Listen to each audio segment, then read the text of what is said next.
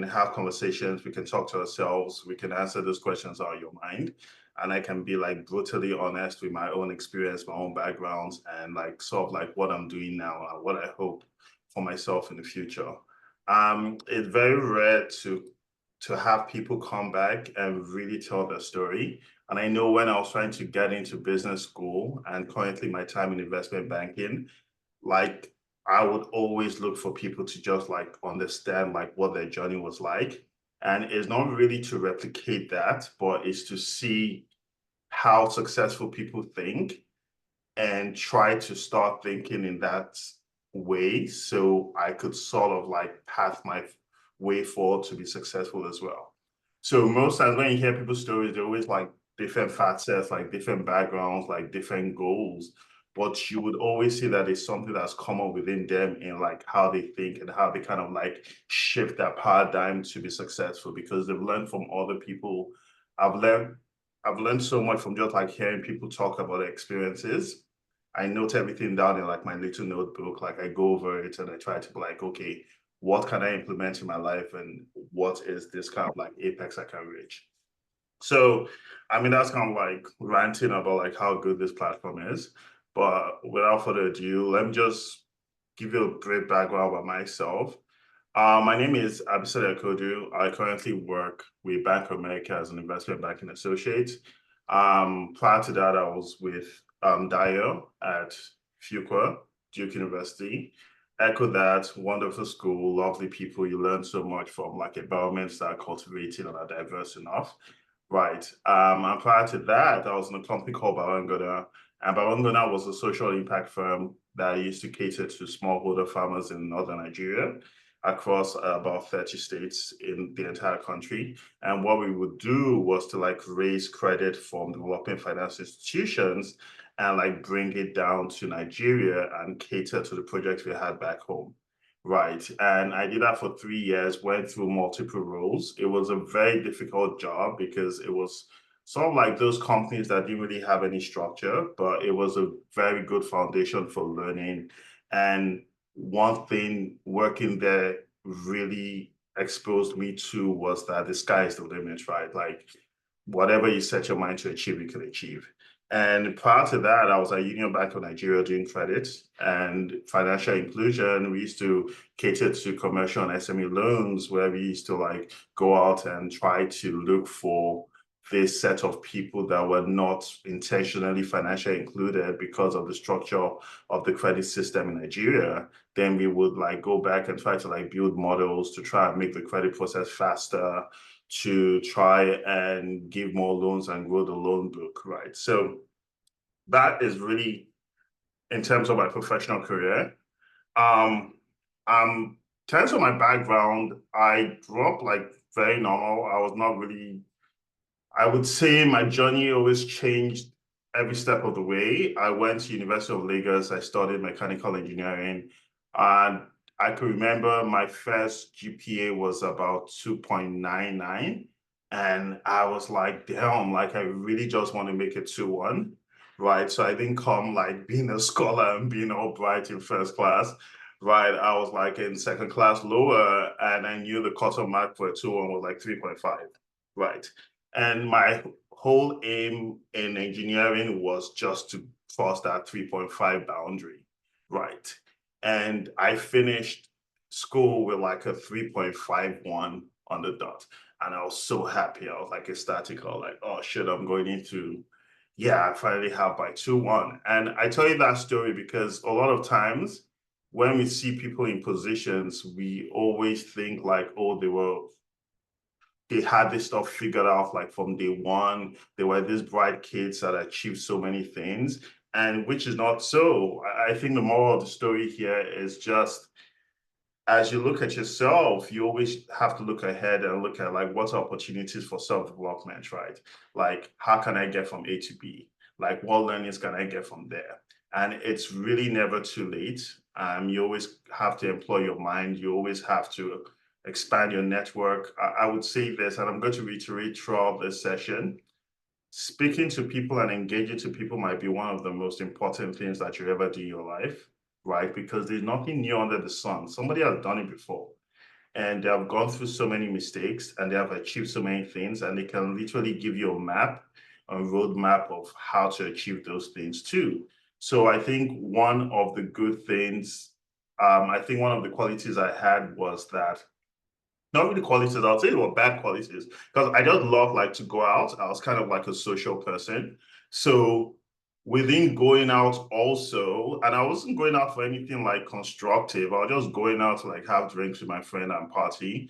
But like just meeting and engaging with people and seeing people like in different areas of work, and oh, like this dude works in Shell. Like, how did you get in Shell? Like, what was your journey like, right?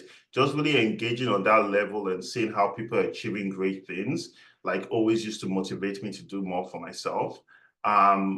So that's kind of like why I tell the story of like how I started and my journey so far. And it's just been like one step out after the other to this point where I'm on now.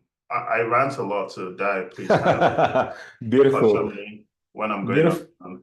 No, no. I mean, you hit the nail on the head. Some of the things that I was going to ask you for people to be able to connect is some of the things that you've already touched.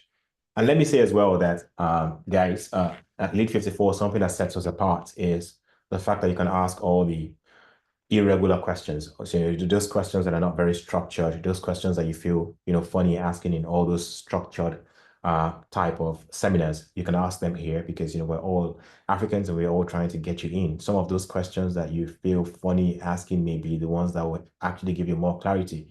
So please feel free to ask. I just want to quickly touch base on, touch back on some of the things Abisade said. Um, meeting people is one of the most important things that you could do, not just in the MBA, anywhere you are at. As a businessman myself, I know that uh, the biggest deals around the world are sealed in informal environments over drinks. They just go back to the office to do paperwork, right? So please, also identifying what kind of hangouts you're going to is also very key. So we're not saying just go to any hangouts. Go to the place where those people with influence are hanging out. Abisade also talked about the fact that he didn't start flying today. Uh, he didn't start flying, all the way. He also dealt with some setbacks and graduated with a 2-1, right? 2-1, right? Some people did not even fly as high as Abisade, and they were able to get into this environment. And it gets to a point in your life where you're able to put your life together and say that this is what I want. From that perspective, from that point, you can still fly very high.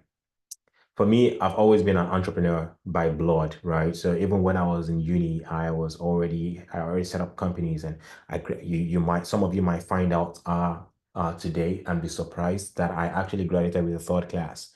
Uh, I studied physics. I graduated with a third class, but I was still able to land an admission into a world-class school like Fuqua, which is just, by listening to people and ensuring that they handhold me through the process and understanding how to address some of the parts of my application that might make me look bad, how to ensure that I say the right things to ensure that, I mitigate that risk. I'm going to ask you a quick question, Abisade, because many people want to know here, how exactly did you prepare for your GRE? Because, I can't answer that question. I wrote my GRE 9 times. How did you prepare for it? Um, Funny thing is that I'm biased about like the Jerry and the GMAT. I don't think they're like good representation of like people's skills and abilities. I Mhm. would say I struggled a lot with those exams because like when I started engineering teaches like on like first principle basis in the sense that they teach you how to understand problems and logical flows to solve it. The Jerry and GMATs, and I may be just a dull person, wasn't really that way. It was just sort of like knowing how to write those exams, and which I struggled with a lot. So like to be honest, I first wrote the GRE when I got out of of of uni because I was thinking of a master's in engineering. And I remember I got a score which wasn't really that high, right? Um, 4 years, 5 years after, I was trying to go to an MBA, and I did it again. And I'm like, okay, I studied way more for it. I studied for like 3, 4 months. And I was like, I'm more knowledgeable. I know way more English now. I should really pass this exam. and I got a lower score than what I got initially, I'm like, oh shit, I'm in trouble, right? And I kept on, I think one of the lessons I learned very early was that, and I mean, if you're trying to get as far as any successful person now, is really to, you have to get comfortable with failure. Like you really have to get comfortable with it. You have to always do something, whether you succeed or fail. If you succeed, fine. If you fail, like you have to dust your feet and come up again and try it again. Right. I remember the first time I didn't really get my score that I wanted. First of all, I never even got the score I wanted after I wrote it like 4 or 5 times. So, but the first time when I was really disappointed when I got a very low score, I was like, oh shit, like I don't want to do this process again, right? I do not want to even go to MBA. Like, I don't think I'm even worth it or whatever, right? Because I'm like, and you get pressure too because you hear people from communities getting like very high scores, and you're like, how are they doing it, right? And I remember my friend at that time going to business school to like, it was just telling how much of a great opportunity this is and how this exam like shouldn't really hold you back. And I wrote it again, right? And second time, I would just consider it as a failure, like not really reaching like what I really wanted to achieve. And second time I failed, and not really failed, but like not really getting the score I wanted. And it was easier to kind of re-register and write it a third time. And I saw like every subsequent time I would write and not get the score I wanted, it became easier to kind of like try and try and try again. So at the end of the day, through that process, I got to learn that life is all about like learning from like your setbacks and your failures and using those learnings to try and like excel yourself forward. But it sucks too because once you like hear that, oh, you didn't get this job, you didn't get inside this school, you didn't get the score you want, like it's really an emotional driving thing, right? And you internalize that. But the key is not always to kind of like wallow in that. I would always tell my friends, like, take time, like hear bad news, take 3 4 days, like soak in it, like be sad, like do whatever you need to do, but come back the fifth day with like a plan on how you're planning to succeed once you get back on that horse. So I would say, look, this is the truth about the MBA, right? I've been in an Gene Duke, I was in the admissions committee. I kind of like know exactly what the criteria was for like admitted students. The GRE and GMAT will probably carry roughly 15 to 20% of the weight of the decisions they're going to make about you as a candidate, right? People think that it carries like 80. Candidates think like carries like 80. But the GRE and GMAT for an exam that carries like 20% of the weight of the decisions, half of the people that don't get to even attempt to start the MBA program or to start the MBA application are always the one sole reason is those two exams. So I think those exams are used to kind of like sieve out the serious people from the non-serious people rather than like a scoring mechanism to see who can score the highest. Because when you talk to people that want to get into business school, first thing they ask is, did you have to write the GMAT or GRE? Right. Once you tell them like, oh yeah, I did, they kind of, the second part is probably like, what did you score? Like, I'm struggling to write it, or maybe I'll do it next year because I don't have the time, or I'm looking for schools that they waive these exams. Like, that's kind of like what I've been hearing like recently. And just to put you in perspective too, right? That exam is always used as like hurdle, like that obstacle that admissions fellows know that just because we have this exam, a lot of people will not want to go through with the process because they think like it's a difficult process. So I would say it's once you overcome the fear of like the GRE and GMAT, that's kind of like the first step to getting into the top business school of your choice. I mean, Daya, was I kind of accurate in how I explained this? Beautiful. Look, you took it right out of my mind. First things first, let me tell you all, Abisade is a brutally honest person, right? When he's giving you feedback. So in case you reach back to him and he responds in a certain way, just know that, he's not the type to sugarcoat anything for you. He throws it to you as, and many of us appreciate that because it cuts down the time for you to get to what you need to do in good time. Talking about the GRE, I also struggled with the GRE initially. I was an entrepreneur, still an entrepreneur. And, anytime my date got closer, that's when maybe once bank CEO that I've been trying to meet for a business deal is now available, and then we go for that meeting, is asking for subsequent meetings. I really struggled. My first GRE, I got to the center and I realized that, my GRE date was yesterday, right? Not today. So the guy was very happy to work me out because I already checked him about how he was speaking to people rudely. So he was very happy to work me out. And the rest of it, I just couldn't prepare adequately. And the time that I was able to prepare, I got a score. And then the next one I wrote, the score was lower. It was lower, until I think it's like a curve, right? You go down first and then you now start picking up before I finally got the kind of score that I was looking for. I would also say as well that the MBA is all about the influence that you can bring in, and it's all about negotiations. Matter of fact, during our set, I don't know if you know this guy, Dami, that was supposed to go to Darden. He negotiated his way so much that, he got everything. He got, not only did he get tuition fee waivers, he got a school to pay for his GRE.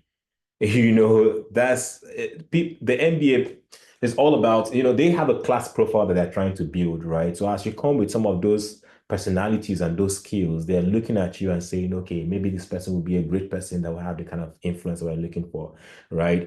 Saying that the GRE is about 20 to 25% of what they consider makes sense because a couple of our candidates here have actually got into top schools with good funding, in fact, full funding at times after getting a GRE waiver, right? Is how you can justify to the school again, negotiate your way through and say, hey, look, this is who I am, this is what I do on a daily basis, this is why I may not be able to write the GRE now, and if they think that is credible enough, why not? They're going to let you go. So don't forget that in this process, there is like it's like dating. They're checking you out as you are checking them out as well, right? And let's see eventually if there's going to be a match or not. My next question to you, Abisade, will be, this is the season for interviews. What's going on exactly? Talk to us about these interviews. How do you prepare? What's your own framework? What are the pitfalls? How should we put our best foot forward? Is that a framework that can work for all schools, or is that something that work for different schools? Okay, I was confused there because we're actually like conducting interviews for like investment banking now too. So I'm like, oh yeah, no, same timing. yeah, same timing, yeah. I think so. This kind of like how I rank it. I'll rank the most important thing in your application is kind of your, I wouldn't say essays, but like your holistic, like really pointing out your strengths and really making, I won't say weaknesses, but making areas you fall short as an avenue that you want to go to business school to develop, right? Do you get what I mean? So it's like really creating this package for yourself to put yourself in the best light. I always say like an application is sort of like you being like an iPhone 6 and you trying to make yourself an iPhone 16, right? It's not you really trying to change from like an iPhone to a Samsung, but you trying to be like the better version of yourself and being able to communicate that to admission committees, right? And I would say when I got the call, and I'm fast forwarding and I'll go back, I always do this sometimes, but when I got a call that I got into Duke, the lady, first of my score, I won't tell you guys my score was disgraceful for GRE GMAT, but the lady was kind of like, oh shit, like this was one of the best essays she read, right? And that was because as I was continually writing the exams, I wasn't really going to stop. but I would always give myself like a 45-day period from when I wrote one to kind of like take it again so I can sort of like learn from my mistakes and build upon it. I was like, okay, in the eventuality I won't really get the score I want, I need to strengthen like other parts of my application. And I think that's one of the pitfalls is that a lot of people concentrate on GRE and GMAT and leave the other salient points of the application that can be so strong and just leave it as a secondary ask. That's the first thing. Second thing, you'll see candidates that get awesome scores in GRE and GMAT, and they are so confident in their scores that they don't even take the time to like strengthen the other parts of the application. And I would say for all admissions committees from across the business school, at least the top business schools I know, they take the time to read your application cover to cover. So every single thing you write there, from the description of you to your essays to your goals, like people are taking that in consideration. Right. So if you really think about what Daya just said, which is very true, every MBA class has this picture in their mind of how they want the class to look like, right? In terms of like diversity of your professional background, your ethnicity, your geographical area, like your professional, like your goals as well, right? They want the class to be really well balanced. So like students within the class can get like this holistic learning and this wonderful experience from being in such a diverse class and with people that are going through like going to different sectors, right? So in other words, those criteria are very important for them to be able to identify you as a candidate and plug you into the system. So at the end of the day, you should really see that part of your application where you're selling yourself as the most important parts of, of your application package. Your scores are meant to convince them that, hey, I'm not stupid, right? And over time, schools are not stupid as well. Over time, they begin to do these studies on, let's see who got the highest score to where they are 5 years from now after school. Let's see what the correlation between GMAT and GRE to how successful people can be. And to be honest, there's less and less correlation each year. That's why you see schools coming out to like waive those exams and saying, look, but I'll tell you what the exams do for the schools. The exams help the schools just streamline candidates faster, right? They don't really use it as a criteria to judge whether you're going to be successful, whether you're smart or not. They use it as an easy tool, right? It's like, oh, we get 20,000 applications. We have 30 people in admissions office. We can't look over 30,000 applications, right? What do? Let's cut it down to maybe 10,000, right? Let's use the GRE score, right? So that's why even when you're getting into school, and I will tell you firsthand, connect with the people. When you have sessions like this, get on camera, let them know your name, email them, right?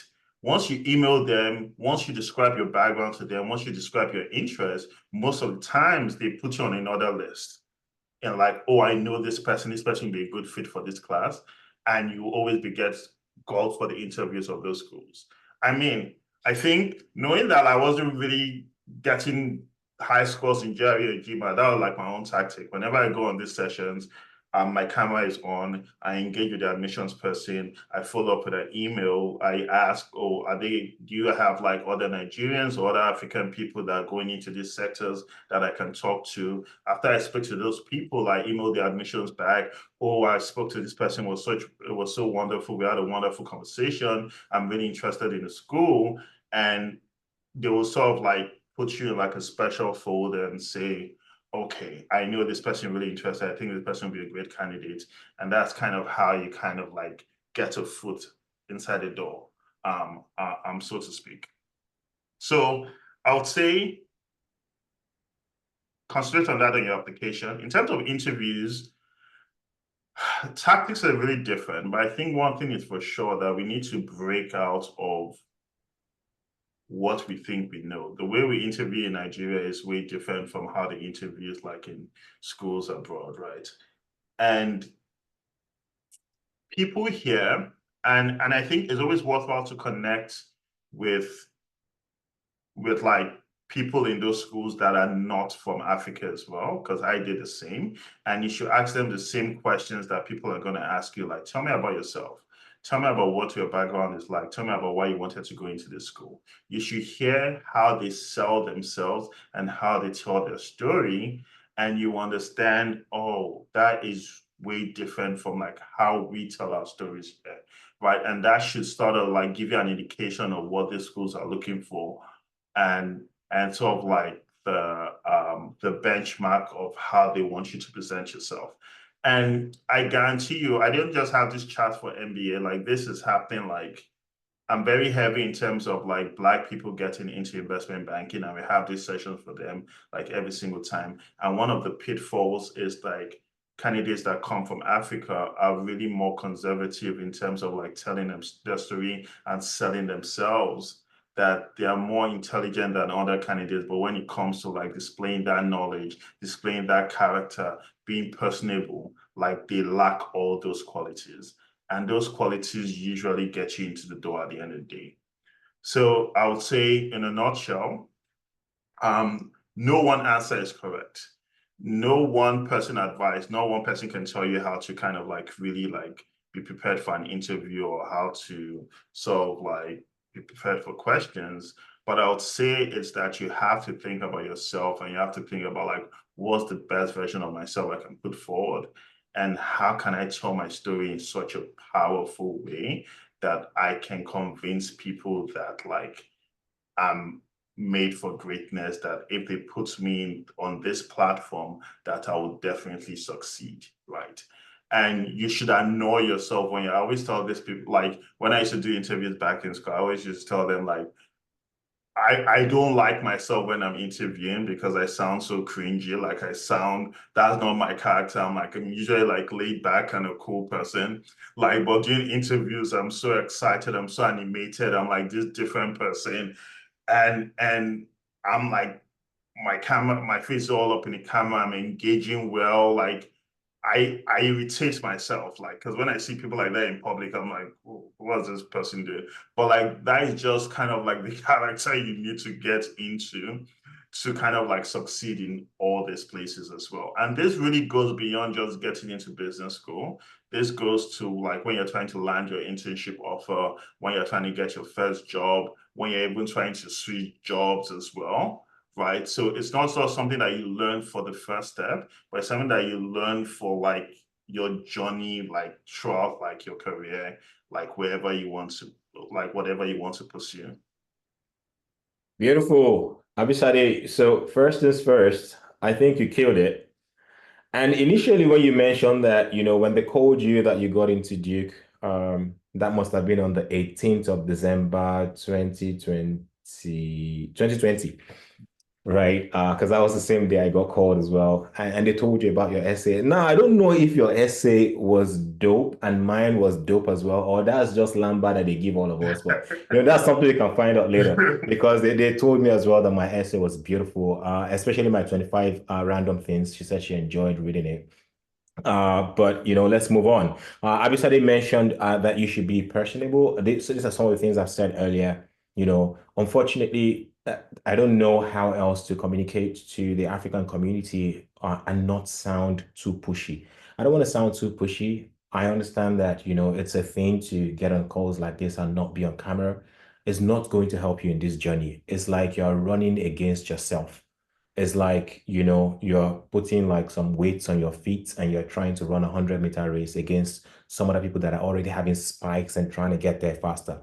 The impact of that is, I told you how it can get to visas, how you can get to funding, and, it can cost you more than $50,000 extra when it comes to, you not being personable and somebody not being able to speak to your candidacy and say, look, I know this person, I've spoken to this person, because the more, the camera being on and you engaging makes you, a lot more of an interesting person to the person and just not, speaking to the screen. So that's number one. I also wanted to touch point on the fact that he mentioned that you should reach out to admissions and try to connect afterwards. That's great. But please make sure that you're being very genuine. Do not, just email them just because you have to email. Ensure that what you're sending makes sense. And when you have those conversations with those people, ensure that you are not asking questions that are clearly available on the website. It's just like they can tell. These people are experts. They deal with thousands of people all the time. So they know when you're just trying to, BS your way through. These things are available on our website. Don't come and ask us like, do we offer entrepreneurship as a course? Ask questions that you can't find on the website. Moving on from there, I also wanted to mention what he said about the class profile. A lot of people think that, because you're undergrad, you have a course that is an outlier, the irregular course. At times that can make you the most interesting person in the room. Somebody has said to me once that, oh, I studied agricultural economy, so I'm look. It just makes the class profile more beautiful. The people that I think that will have problems with MBA are the regular guys that go to MBA, the auditors, the consultants, they have a lot of those people already, right? Those people will always apply, but they want to have more interesting people. So the fact that you don't have the regular course can be a strength. Just want to mention that there's no silver bullet as as you're going through this journey. Just know that that as you go into the interviews, there's no silver bullet. Try to find a way to cut out your what do they call it? Your filler words, right? I have mine too, but try to speak to the mirror and see if you can identify them. They're asking a lot of questions here. I'm gonna get next to uh uh the next question for Abisade. Abisade, first things first, before we go to that question, some people here are still struggling with the idea to pick between the oh yeah, before I quickly say that, let me also mention about what Abisade said about how to present yourself. I have been able to get to the core of that. And the core, I have talked about it many times here. Africans are trained to be humble. Generally, our cultures make us humble, but that's going to work against you here. It's a no-no. Humility has no value in this process. And I always give you good examples. The example I always use is about the guy who has 30 houses in Nigeria and the same guy has 30 houses in the US. The way they will say it is different. The guy from Nigeria will say, by the grace of God, I have one or two houses. You just sound plain stupid, right? That saying that a fellow Nigerian will understand that this guy is probably just being humble. This guy, they don't understand that here. They take you by face value. And if they're trying to take you by face value, saying that you have one or two houses, they just think that you're not serious as well. Like, how do you say you have one or two houses? Why can't you just say one or two? Right? The guy in the US will tell you that, look, I have 30 houses comprising of 20 residential buildings, bringing a revenue of about $27 million every year. And I have 10 commercial buildings bringing a revenue of this. I'm also planning to scale by 120% in the next 5 years, bringing the general revenue to about 720 million on an annual basis. These two of them are saying the same thing. It's just that one is able to sell himself better. So please dump all your humility in this journey. Humility helps you in no way. You must be able to communicate, and communicating in numbers is something that makes people love you because it sounds like you know what you're saying. You're quantifying everything that you're saying. Abisade, people are still struggling to make a decision. Help us clarify, masters or MBA?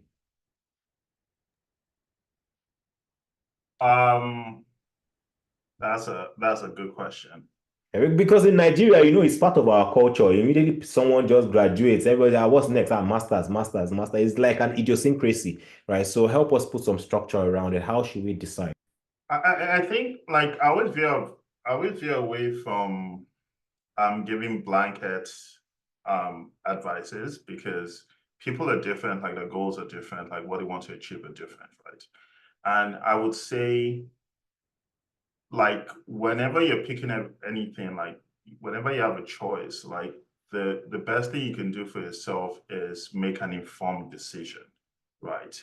I wouldn't say take somebody's advice of like where they want you to be or what they think is better, right? It's really a two-way street in the sense that you have to talk to a lot of people. You have to understand why they went to either an MBA or master's school. You have to like ask them really specific questions about their goals, what they wanted to achieve and how they plan on achieving it or whether they have achieved it. You need to kind of like know the pros and cons of those two paths.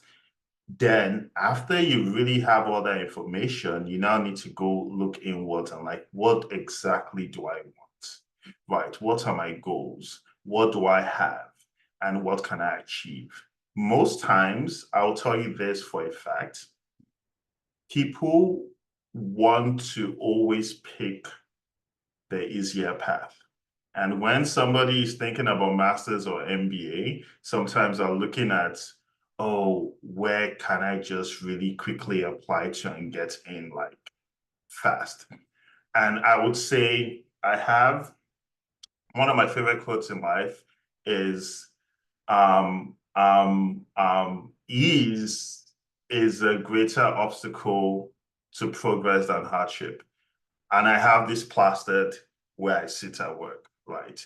And it has reigned true in the sense that the easier path would never bring you as much progress as the hardest path, right? Do you get what I mean? And that's really how I govern my life right now, in the sense that hard things should not really, hard things should not scare you. You should always see it as a challenge to kind of be like, okay, how can I sort of like overcome this obstacle? And I think one thing that overwhelms me is, and Ayo knows this as well, because we work on different things together, is trying to see the end before I even start. So I'm someone that like I want to see the big picture. I want all the answers. I want to know like what the outcome would be before I even start. I think I'm trying to, and I'm struggling to with that because that's kind of like how I've always been. But I'm trying to like veer away from that and just saying what are the steps that will help me achieve what I want to get. And there are 20 steps, and I'm like, day one, let me target this step one, right? And most times, what people don't understand is that it's a, I don't want to talk in mathy terms, but like it's a geometric progression in the sense that it doesn't add up, it multiplies, right? So the first step will get you times two the way. The second step will get you times four. So most times when you're like halfway through, like you can be on the third step without knowing because you keep multiplying. So people think it's just like adding up and like, oh, I need to add up. But you realize that if you have four steps to go, when you're on like the second step, you're so confident about achieving the third and fourth step like 5 times that you were when you started. So that is just to tell you that like don't get overwhelmed by the process. Just really map out the process in granular form and just start to achieve like each milestone, right? Yeah. I know I didn't answer the question, masters versus MBA, but I always try to avoid like really advising people on like this is the better path. The only thing I will tell you is when I was trying to decide between a master's and an MBA, I didn't want to. I think if I went for a master's, which a master's is an MBA to be honest, but if I went for a master's right after I finished school, I would have done a master's in engineering. And looking back, would I have really enjoyed it? I don't really think so because I did engineering for like a year before I went into something else, right? So what I know I really wanted at that point in my career is that I wanted to be a more proficient professional rather than to like take a very streamlined path and do something specific for the rest of my career. I wanted that choice to sort of like have different career paths in my purview and be able to have the skill sets that an MBA will give me to go into this different path. I knew if I did masters in engineering, he's trying to beg Elon Musk that can I work in Tesla or trying to work in some oil and gas company. And I didn't really want to like streamline myself to that. I wanted to do more of like, I wanted to see whether I can work in finance, consulting, fast moving consumer goods, marketing. Like I wanted to do like a lot of things. I didn't really just want to limit myself. And that is why people find it hard to really understand what does the MBA really teach you either ways? Like, do they really Mhm. make you a finance professional? I wouldn't say they do. They just make you a better professional and they equip you with the skills to navigate this Mhm. current world that we have today. Mhm. That's really Mhm. what an MBA does. And the Mhm. skills will come in, hey, take a little bit of finance knowledge, take a little bit of econ knowledge, take a little bit of marketing knowledge. This is how to speak in front of people. This is how to network. This is how to put yourself in the right light. This is how to sell yourself. Right? They give you those little skills as foundations that you can build on post MBA that will put you in that place to succeed, whatever obstacles you find yourself in. And that summed it all of like what I was trying to achieve in my career. And that's why ultimately I chose the path to go Beautiful. Beautiful. Thank you very much, Abisade, for making it very clear that way. Just to add to that, I would say that just like I said, Abisade has said, try to do your research and understand what's available on both ends. See if it aligns with what you want. From following up with what Abisade has said, the MSc trains you everything about something, right? That means you want to be, the best at one particular, subject, right? And if you look at that properly, it makes you a doer, right? So you're going to be the guy doing the work. And getting things done. Or maybe a little bit, a couple of years afterwards, you can also still transition to leadership and do things properly. But the MBA, like he said, is teaching you something about everything, and that prepares you for leadership positions. And what that really does is it allows you to be able to have great conversations in any sector. Abisade, as an engineer, is now an investment banker. If this guy touches finance models for you, you would be wowed, right? And that's what the MBA does, right? So it prepares you for all of those different environments, and then you can speak to anything that you want to. And so if leadership positions and being able to be diverse is something that you wish to do, then the MBA is what you should do, right?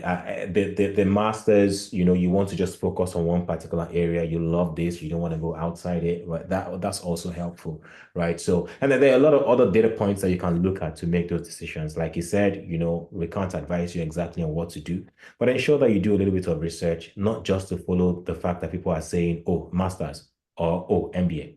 Okay. I'm going to take one more question here, then we're going to open it up for people to be able to ask questions. We want to give an opportunity to unmute and ask, so that, all of that tension can leave your system. I'm going to take Onyi Damala's question, where she's basically asking about wealth management, if that's something that Africans can vie into in the US. Do you think that that's something in an environment where you see a lot of Africans? And if not, why so? So yeah, over to you. Yeah, I think wealth management is definitely like one of the top careers in finance if you want to do like a career in finance that is not investment banking. I know a lot of my colleagues that are in New York with me and other states that currently do wealth management. So it's sort of, well, a lot of people don't, like we all know what investment banking is like. So it's like a little bit less intense than investment banking. Yes, we know what it is. We know it's a lot of money. Yes. Not really. So yeah, it is an attractive career.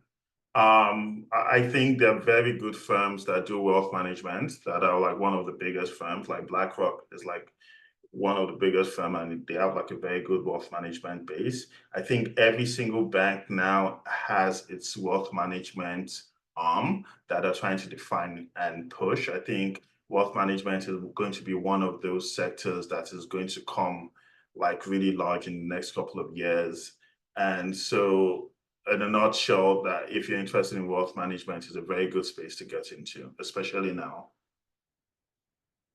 All right, so it's time to get you guys off your mutes. Please go ahead and unmute yourself and ask questions directly. If you have a question, raise up your hands. I can pick you. If there's nobody here, you can just unmute and speak, but there are a couple of people, so I will take Deborah first. Deborah, please go ahead and ask your question.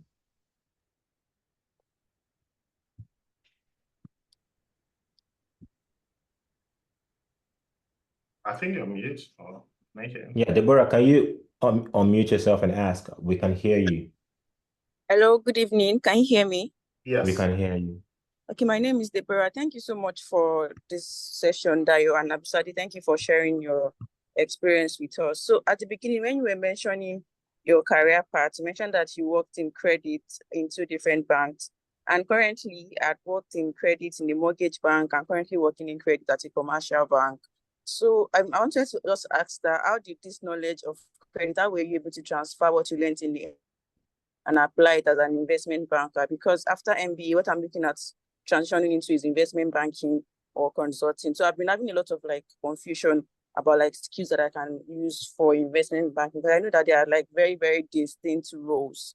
So is there any advice that you can give on like the transitioning from credit? Because I do credit analysis, so I just review facilities and advise the credit committee if they are going to accept it or reject it. So that's like what I do currently. I know that's like very different from investment banking.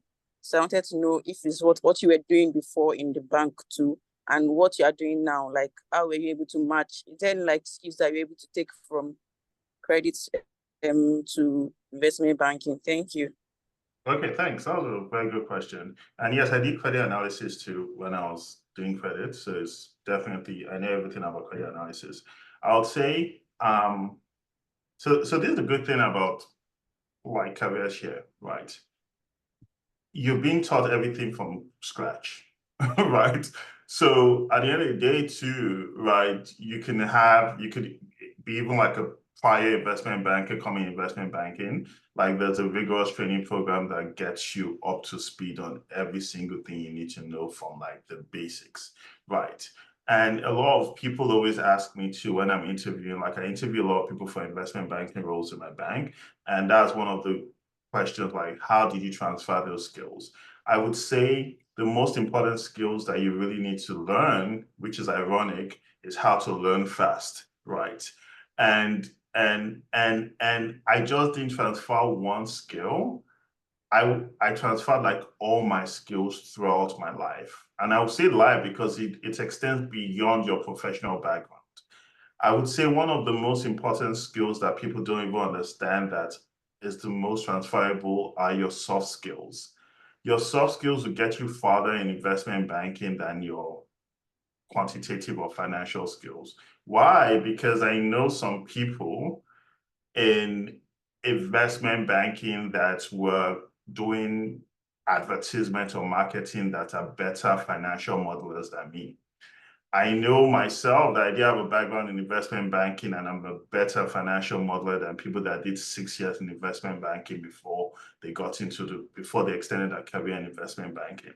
So I would say the good thing about hard skills is that hard skills are easily and readily available for you to learn. When I'm on my desk, I want to find out something. I open Google or YouTube and just type it in and it teaches me how to do it. I've learned that, right? When I need to talk to a client or I need to talk to my managing director to put me on a project or to help me with something, I cannot open my Google or YouTube to learn that, right? So I would say a lot of things that helped me were more of my soft skills that were picking up like in different places and applying it to investment banking. And the hard skills that I really wanted to learn, like whenever I went to like MBA, I just like learned them faster. Whenever I started on the job, I just have like learned them faster, because once you start to, they don't expect you to know anything. So they teach you everything like you're a blank canvas, but the expectation is that you can learn and ramp up fast, right? So once you focus on just how to learn fast, I think you'll be perfect for any role that you want to go into. Great, thank you very much. We're wrapping up soon. Let me take Theophilos is next. Go ahead and ask your question. Hi, good evening from Ghana, and thank you guys for organizing this. I think it's very useful. I'm looking to go follow your path, but I've been speaking to a couple of MBA consultants, and they are raising concerns I'm sure might cast across other candidates on the call. I'm 32 now, applying for the MBA, and I'm looking at investment banking. And then the general alarm that has been sound to me is that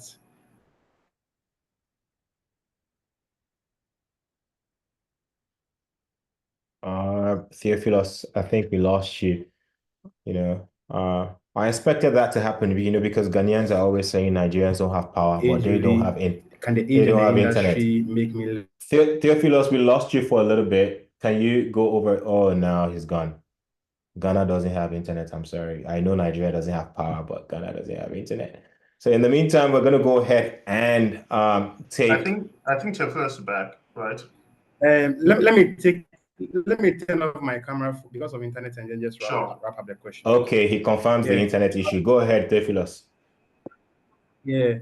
So I started by saying that MBA consultants are flagging my age and how it relates to my post MBA goal of being in investment banking. And I want to understand from your experience, is age really a big factor in recruitment when it comes to investment banking? And would these two factors make me less attractive to outcome? I don't know if you have any insights to share on that. Yeah, I think your question is kind of like asking two questions at once. So, and that's perfect, because that's the same question I asked when I was trying to get into MBA school. And this was the reply my mentor at that time gave me, is those are two questions. Your first question is like, how did I get into MBA? And your second question, like, how did I get into investment banking? And the good thing about those two questions is that they come one after each other. So you don't really need to sort of like be fixated on the second question on like, how do I get into investment banking? I think it's like the milestone methodology I told earlier is like, what are your milestones and how can you achieve those milestones in the short term? So I think your first question is like, how do I get into a good MBA school that will position me in a better place to get into investment banking? And that's really kind of like what it is. And to be honest, when I was going through this process too, I didn't really use a consultant, but I used somebody that was in the school, like was at Duke too, and I was talking to him on a regular basis, and he told me the same thing. And this is not my advice, so I mean, I'm not giving it to anybody, but this is the advice he told me, and this is what I followed. He was like, the most important thing is for you to get a foot in the door, for you to get into like an MBA program. So at the end of the day, what you're picking that you want to do post MBA doesn't really matter. Like the good thing about the MBA program is that what you write in your essays about like what you really want to do post MBA, nobody's going to use it against you. You're not going to get into school and people will be like, aha, you wrote you want to do investment banking, so you have to do investment banking. Like it's your choice. From day one, you could be like, oh yeah, I wanted to do consulting, but now I want to do marketing, right? You can change it at any point in time. So the advice that I got, and I'm being specific about the advice that I got, was to sort of like choose career paths that will let me be more attractive to the admissions committee to get into the MBA.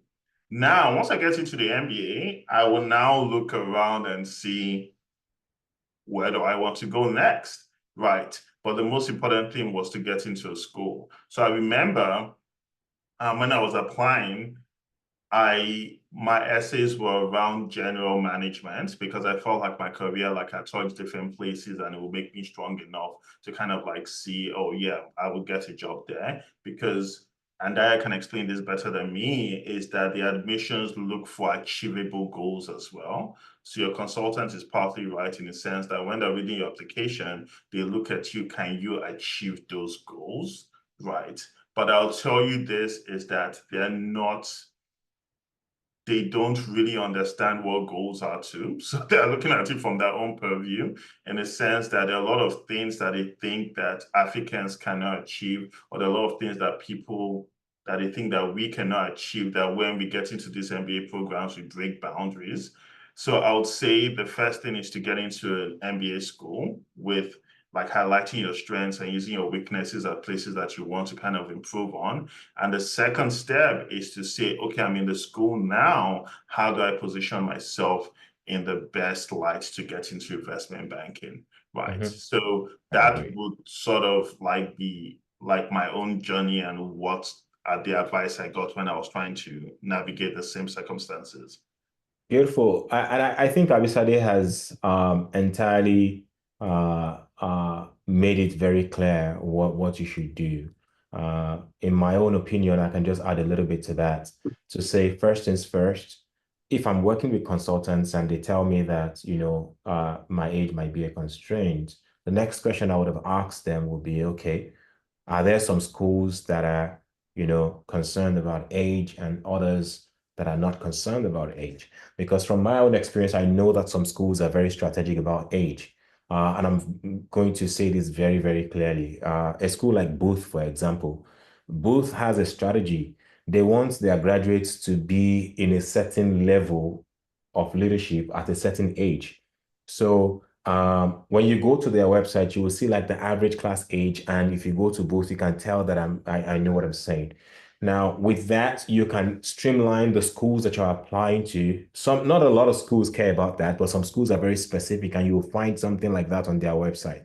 But schools like Fuqua and a lot of other schools don't care, right? So you can do whatever you got to do, get in, and Abisade can speak better to the process of getting into investment banking and other firms. For me, generally, I know that nobody's putting their age in you're not putting your age in your resume throughout your application process. Nobody cares about that, right? They're just checking, do you have the technical skills? Do you have the soft skills? And those are the things that they need to get you in. You can, as long as you're in the MBA already, you can be 65 for crying out loud, and you'll still be able to land any job that you want. As long as you have what it takes and the interviewer likes you, you're a likable person, I think you're good to go. I'm going to go ahead and allow Elijah take his question, and then I will let Lillian go afterwards. No, Lillian just came in. I'm going to let Simon go afterwards, and then Lillian.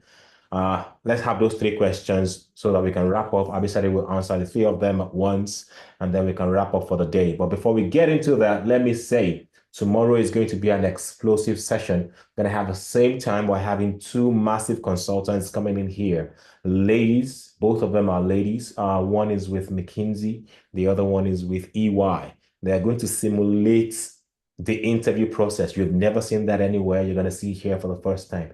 They're going to interview each other like they were getting into the MBA. This person interviews the other person, gives them feedback. The other person would interview as well, give feedback. All these tips that we're giving you, you will see it clearly play out in front of your eyes.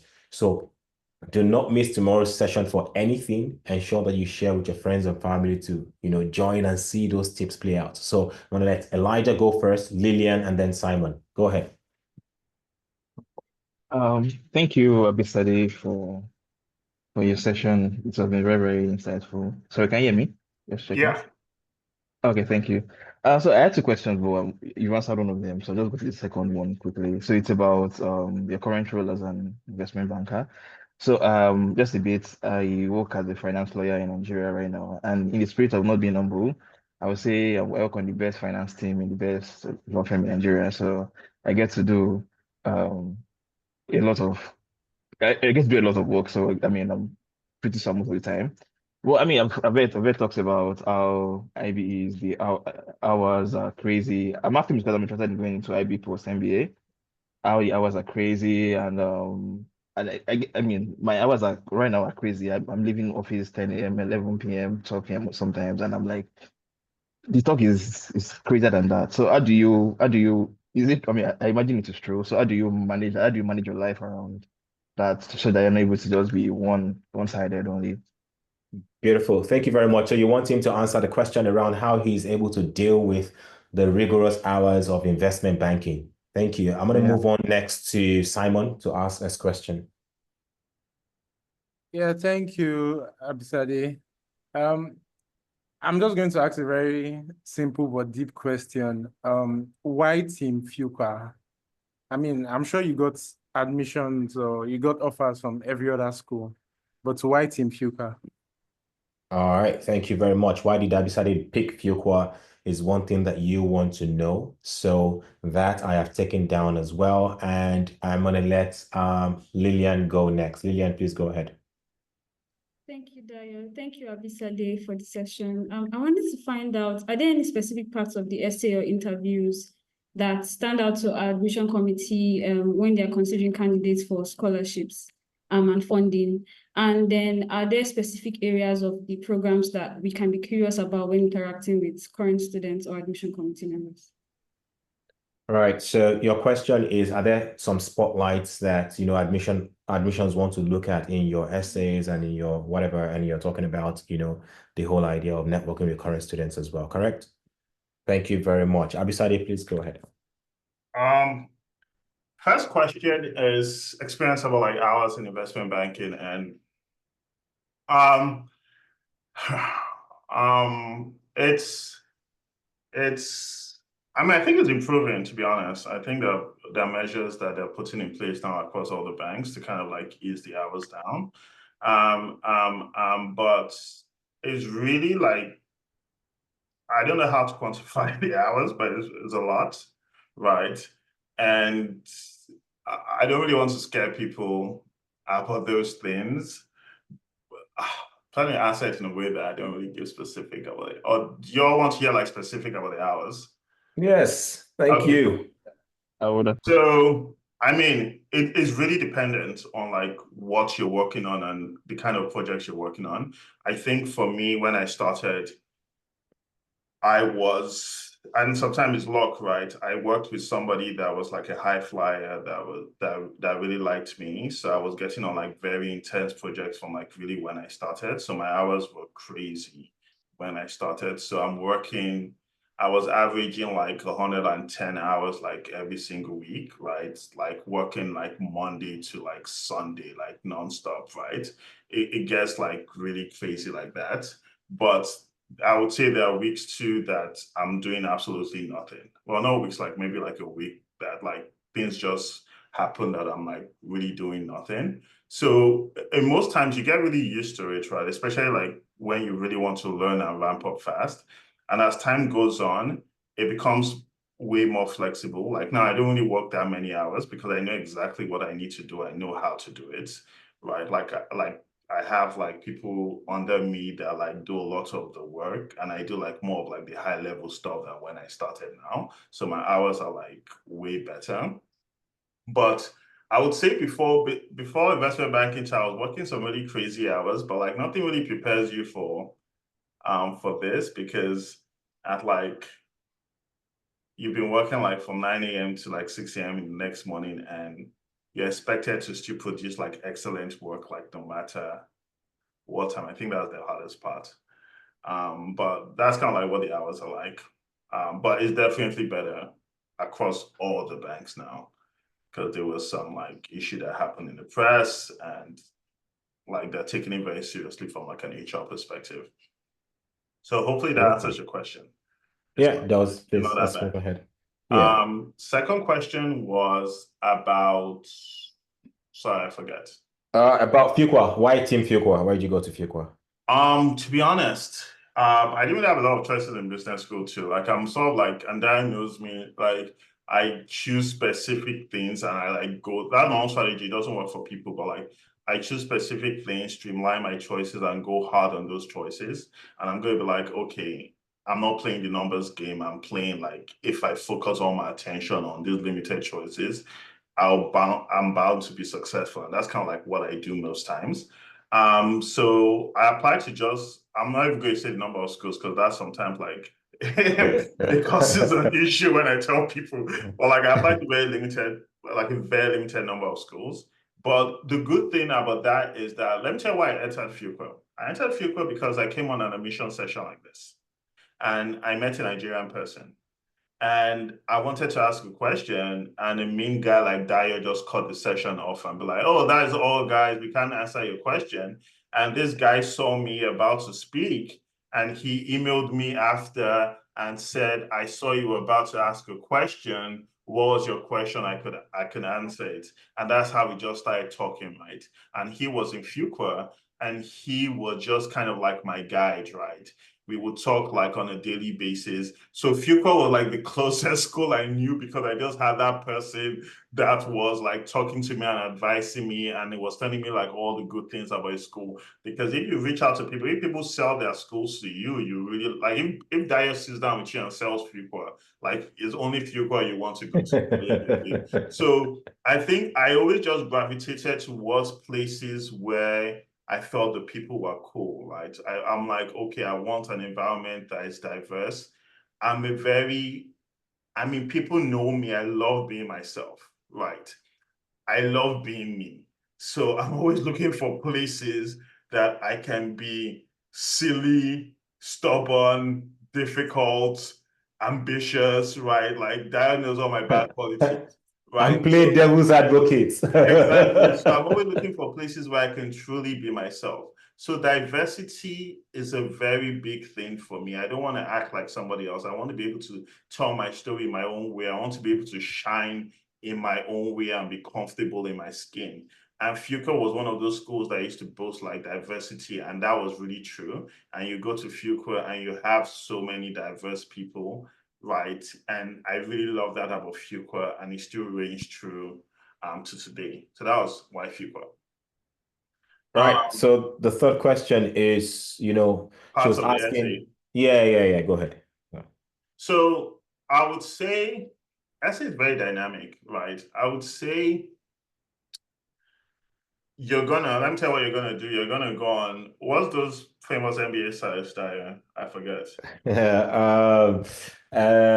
Poets and quants, Claire admits. You're gonna go on those sites. You're gonna Google what the essay looks like. You're gonna read so many. You read a few essays, you get the structure.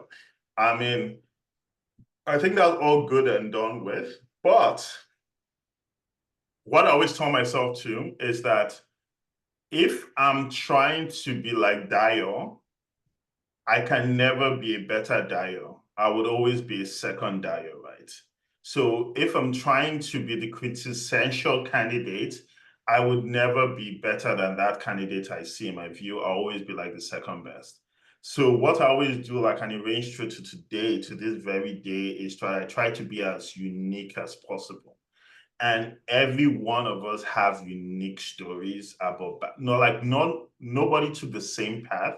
Even if you took the same path, you don't have the same background, you didn't grow up in the same place, you didn't do the same type of sports, you didn't travel to the same place, like you don't have the same perspective on life, right? And really, that is what I always try. That's kind of like what I was trying to sell in my essays. I was trying to sell like, oh, there's only one me, and y'all will be like very happy to have me and my own perspective in this class. So in my essays, I always try to give my own opinion. Like everybody knows I'm so opinionated. Like I think about like every single thing in the world, and I have my own opinion and I have my own stance, right? And most times I try to give my own like opinion and view, especially when I was writing my essays, like this is how I think about the world. And this is like does a peek into my mindset and how unique I am, right? Because to be honest, when I was writing the essays, I didn't really have very unique experiences. Like I didn't climb Kilimanjaro. I didn't do like so many awesome things that I could really sell. But like the thing I thought I could sell was like, oh, I have a unique perspective on life. And this is kind of like how I view things. Right. And in that same way, I was selling like my uniqueness, and I let them know that like, oh, I'm not different from other people. Like I have a very unique way of looking at things. And really that's what the business school class is trying to emulate. They're trying to emulate an environment in which you all can teach each other, right? So they're looking for mini teachers that have different perspectives on life that can share it within classes, and everybody can learn. Because I'll tell you, and Dayo, fact check me if I'm wrong, you learn 70% of what you learn in an MBA class is from other students, not from professors. Why? Because 80%, and I'm giving like 90% of our classes, they use what we call the case methods.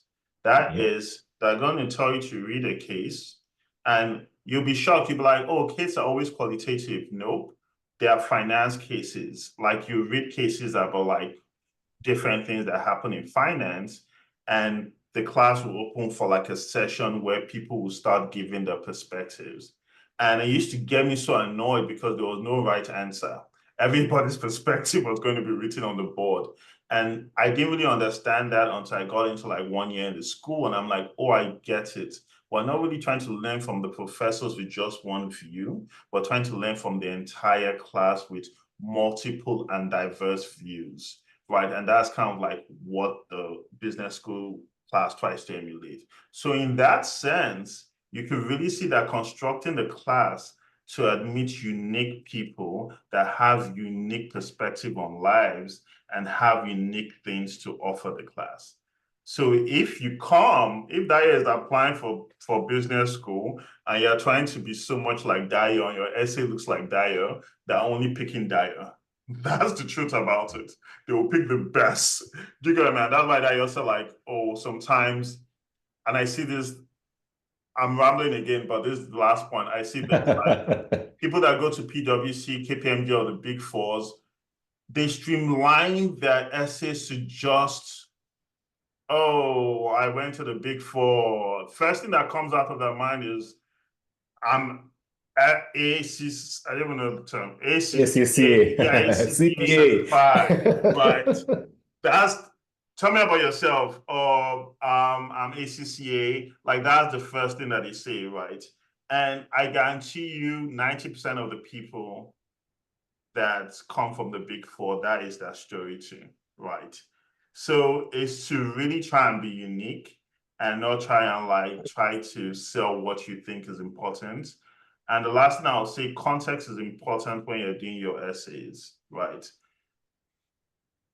Unfortunately, there are lots of things that we think are good here that people don't really find that interesting abroad. So we know that if you work in like a Shell or a Mobil or like the Big Four, or like we know the top organizations, we know once you name drop that in Nigeria, everybody will be like, ooh, right? But over there, 60% of the candidates come from the Big Fours, and they have done more projects than you in international waters, right?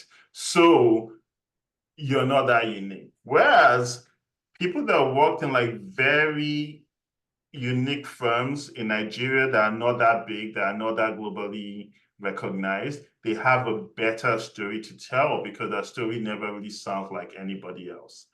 So most times, so when you're telling your story, people don't really understand the way we tell stories. People can't really just recognize you're successful by saying you're a KPMG. So context is important. And I learned this from my previous boss. It will always give context about things.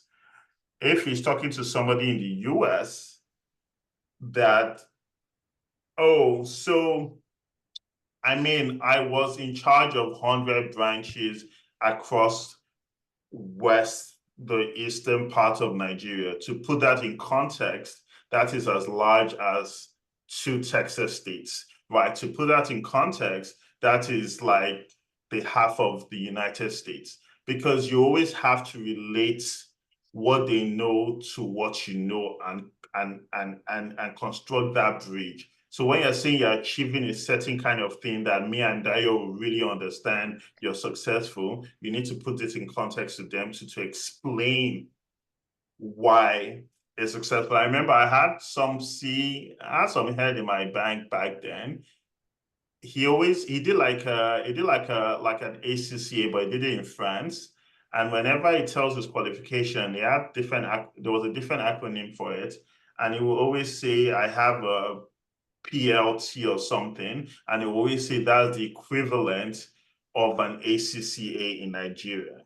And whenever you're writing your essays, always make sure you explain that context, because sometimes your achievement gets lost by just stating it like plainly. And I think Beautiful. Look, Abisade, I think that you've put it in the best context possible. You've done a good job explaining this. And just to give you a good example, I work on a team where we help people file green cards, just whenever I'm available. And the same thing Abisade has just said here, which is like the case method that we use in business school, is very helpful here. The case method, the professor is seen like a conductor. He just conducts the class, right? So he sits there, he takes your perspective, put it together, and give it back to you guys. That's basically what they do. So you learn from everybody else. So in this case method, talking about context, what Abisade just said, somebody had to struggle getting their green cards approved just because they mentioned in the body of text that, I'm working with, say Total, right? Now expecting the adjudicator to understand what Total is. right? Because total is so big. And so, you might think that that person understands, that person can be somebody who just does not understand, or the person can be a naughty person saying that, why are you believing that I understand this? And just wanting to take a stand and say, I'm going to show you some pepper because, why can't you say I'm with Total, a company that does this amount of revenue per year, having the presence in so many countries, doing this and that type of projects, right? That's how you put more context. So I'm going to stop here as we wind down. I want to say a very big thank you to Abisade. Let me say that Abisade is not the easiest person to get. And I'm going to make it clear to everyone. Just as you know that investment bankers do a lot of hours, the little time he has, he wants to use that time to, for personal things, right? So I really appreciate him spending close to 2 hours with us here today because he's joined a few minutes before you guys joined. I'm going to say that, I want to beg him to please make himself available to answer more questions because a lot more people have questions. So what we're going to do is this man does not check his LinkedIn. Don't go there. There's no time for LinkedIn, no time to read emails. What we have done is he's going to put together a little write-up, which he has done already, and we're going to post it as a blog on Lead 54. And he has promised that he will try to check that blog every evening for comments. So please go ahead, drop your messages there, drop your questions and everything. And just for you guys, he will ensure that he gets there every night and answer as many questions as possible. We're going to try to open that channel for maybe another 2 weeks because it can't be just perpetual that he'll be coming there to check. So I'm going to be on his case to ensure that he checks every evening and responds to people. Please go ahead, express yourself as much as possible, ask all the questions. I put some links in the chat. Lead54.com is a place where you should go and create a profile so that you can ask those questions and it can get back to you. That's number one. Please create a profile. All the kind of people that we're bringing are solid people. I'm going to feel somehow responding to somebody who does not have a profile picture, who does not have a bio. It just makes it look funny, right? That's number one. Number two, I put our social media handles here as well. I put the Instagram handle there. Please go ahead and follow so you can see some of our posts, some of our events, and especially the one that will be happening tomorrow. I put our LinkedIn there as well. Ensure that you're following our LinkedIn page just to ensure that this is the right thing for you. Everything that we're doing here, we're ensuring that we're giving you a lot more than you can find out there, even if you paid for them. Thank you very much, everyone. We will draw the curtains here and have a wonderful evening. Thank you very much, Abisade, and we will put the blog together. The blog should be up and running on Monday morning. Thanks, guys. Bye.